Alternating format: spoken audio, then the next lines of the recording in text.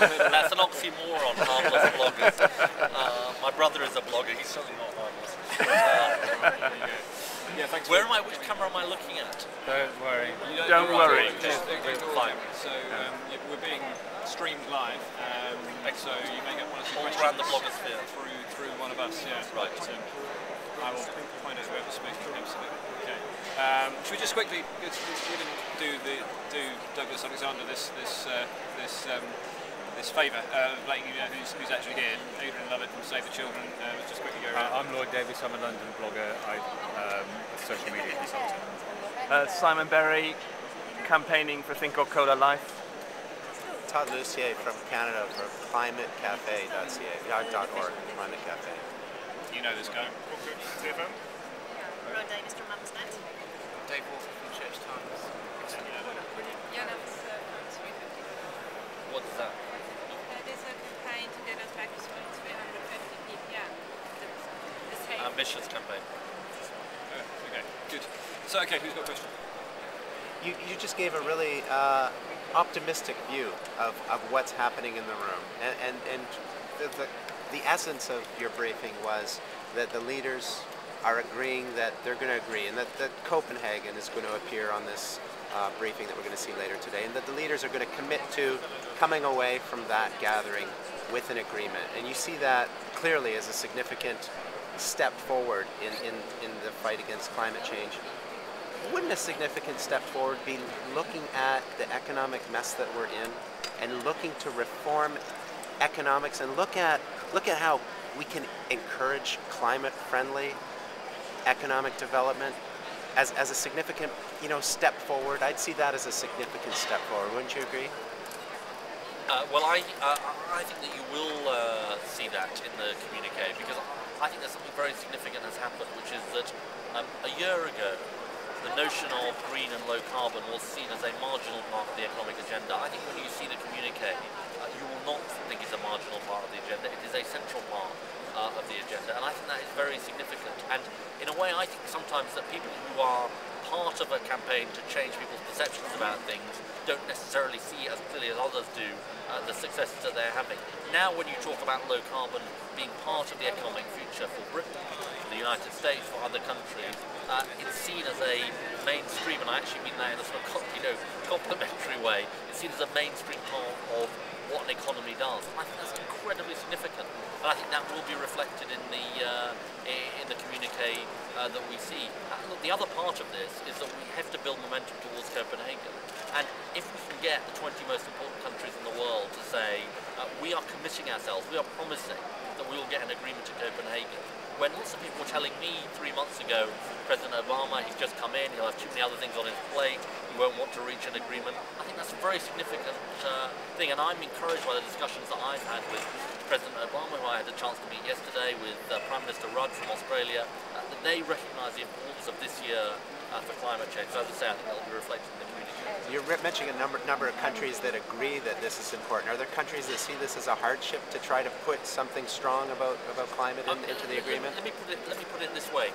I think that there is always more to be done to change the perception about this, because being interviewed by the mainstream, I don't necessarily mean this in a positive way, the mainstream media earlier on, the general thing people say to you is, yeah, but in the middle of an economic crisis, you can't tackle the climate crisis, can you?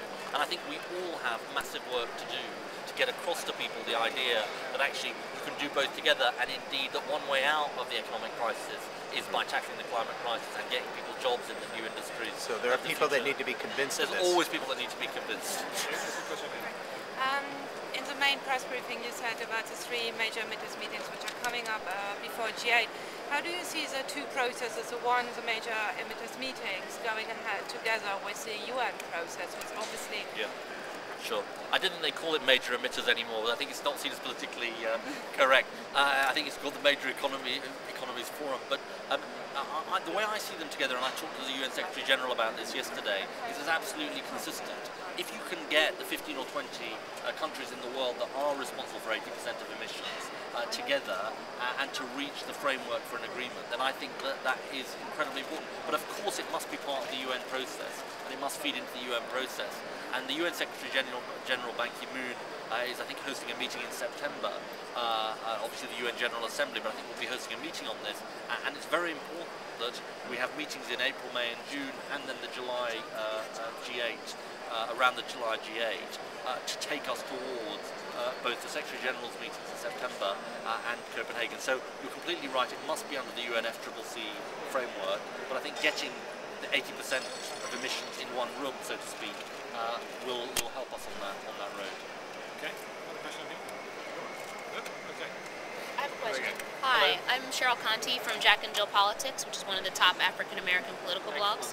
Yes, so one of the new hires of the Obama White House is Van Jones, who has said, we can tackle climate change and poverty at the same time. What is the UK government doing to create green jobs? Good question, and I didn't have the chance to meet Van Jones, but I had the chance to meet other members of the administration, and I think it's an incredibly impressive environmental team that President Obama has assembled. What we're doing in this country is making the kind of investments, and we've been doing it for some time, in renewables, in energy efficiency, I hope in carbon capture and storage, which is an important technology of the future, which will create green jobs for people. But I think if I can sort of pose a challenge for all of us in a way, I think we all have a job to do, and this came home to me when I was in the US, because a governor of a US state said, what am I going to say to the guy at the basketball game who's just lost his job, who I met yesterday, about what he's going to be doing in the future? And I think we all have a big responsibility to be able to convey what the green jobs of the future are, whether it's manufacturing turbines, whether it's solar PV, whether it's carbon capture and storage, whether it's energy efficiency. And I think if I can sort of pose a challenge to all of us, we all need to paint that picture of what green jobs are and how they can help our economy. And we have lots of good examples to point to in Denmark, Germany, and in other countries. Yeah, We're going to have a seat, I'm afraid. Well, we'll take Go ahead. Sorry, can I just ask? Oh, so I'm Vicky Chowney, I write all the tech stuff for a site called Bitch Buzz. For a site called Bitch Buzz. I was in the briefing before, and it's a really positive thing that we're all agreeing that carbon needs to be on the agenda. But do you not think that maybe today it would be a good thing for us to set maybe goals or targets, so that by the time we get to G8, there's actually money put aside to do the things that we want to? I think it relates to the question from my friend from 350, which is we've got a UNFCCC, a UN framework for these discussions, and I think it is important to respect that framework. But if what you're saying to me is that in the Major Economy Forum meeting, we need to come up with finance for developing countries who are going to be responsible for 70 or 80% of the growth in emissions over the next 20 years, and we need to finance adaptation and mitigation in terms of countries, I 100% agree with you. And it is going to be a challenge that developed countries have to meet this year, which is to find ways of getting flows of finance to developing countries. So absolutely, finance is an absolutely crucial part of the equation. I'm confident that we can do that. Okay, we're going to leave it there. Thanks. One more, go on, one more. Okay, great. Hi, my name is Agnes. I work for Kenya London News. We give global headlines a Kenyan perspective. My question is, what is your government doing in regards to climate change? Are you working with African governments? Are you ignoring them and just giving them solutions? Are you working together to ensure that we tackle climate change as a global? We have many important partnerships with African countries, and also I think money is important in this, and the money we've given, for example, the World Bank Climate Investment Funds is precisely designed to finance adaptation and mitigation in developing countries, and to do so not simply in a project by project way, but in a programmatic way, which is I think the way we need to go with the kind of finance that I was talking about earlier on.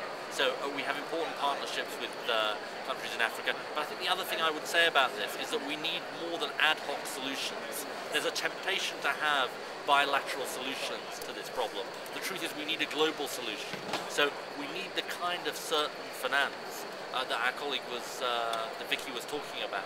We need the kind of certain, stable, credible forms of finance, which mean that it's not up to the discretion of countries one year to the next whether they supply finance to particular countries, but a long-term stream of finance that can be relied upon to finance mitigation and adaptation.